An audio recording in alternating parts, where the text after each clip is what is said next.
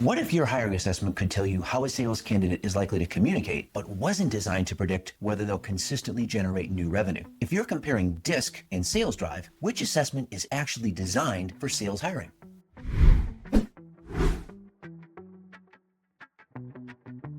I'm Dr. Chris Croner, author of Never Hire a Bad Salesperson Again and principal of SalesDrive, where we help companies hire salespeople with the drive to grow revenue. In this video, I'll compare DiSC and SalesDrive side by side, what each assessment measures, where each one excels, and when each one makes the most sense. By the end of this video, you'll know whether DiSC, SalesDrive, or perhaps both belong in your hiring and development plan. Let's get started. One of the most common questions we receive is, should we use DiSC or SalesDrive? The answer is, it depends on the question you're trying to answer. Because although these assessments are often compared, they were designed to solve very different business problems. Let's begin with DiSC. DiSC has been around for decades, and it has earned its reputation. It measures behavioral tendencies, how people naturally communicate, respond to challenges, and interact with others. Rather than measuring intelligence or predicting job performance, DiSC helps people better understand different behavioral styles. In simple terms, DiSC answers the question, how does this person tend to work with other people? This is where DiSC delivers its greatest value. Managers use it to coach employees more effectively, leadership teams use it to improve communication,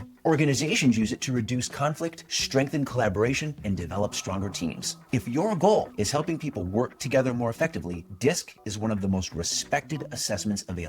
Now, where companies sometimes become confused is expecting DiSC to answer a question it was never designed to answer. Can this person succeed in sales? Communication style by itself doesn't necessarily predict who will consistently prospect, recover from rejection, or pursue difficult sales goals month after month. A candidate may communicate exceptionally well and still struggle to generate new business. Another candidate may be far less outgoing, yet consistently outperform everyone else because they possess extraordinary internal drive. That's why many organizations supplement DiSC with hiring-specific assessments, not because DiSC is ineffective, but because hiring successful salespeople requires answering a different question. Instead of asking, how does this person communicate? SalesDrive asks, does this person possess the internal drive associated with consistently generating new revenue? It measures three motivational characteristics: need for achievement, competitiveness, and optimism. These aren't communication styles. They're motivational characteristics associated with whether someone continues prospecting, pushes through rejection, competes for opportunities, and keeps pursuing difficult goals. In other words, DiSC helps explain how someone tends to behave. SalesDrive helps identify candidates who possess the motivational characteristics associated with doing the difficult work required to generate new revenue. Those are two very different questions.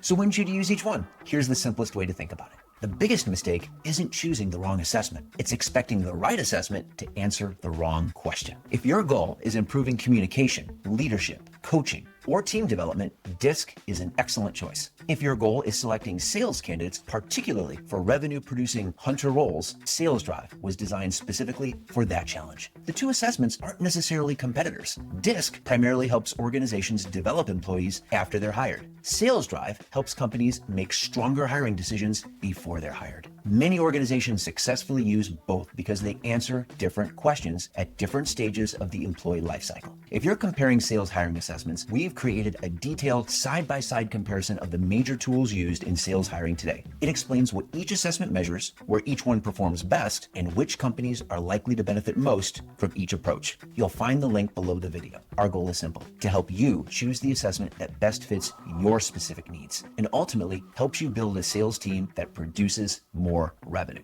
If you found this comparison helpful, please subscribe. Again, I'm Dr. Chris Croner, and remember, it all starts with drive.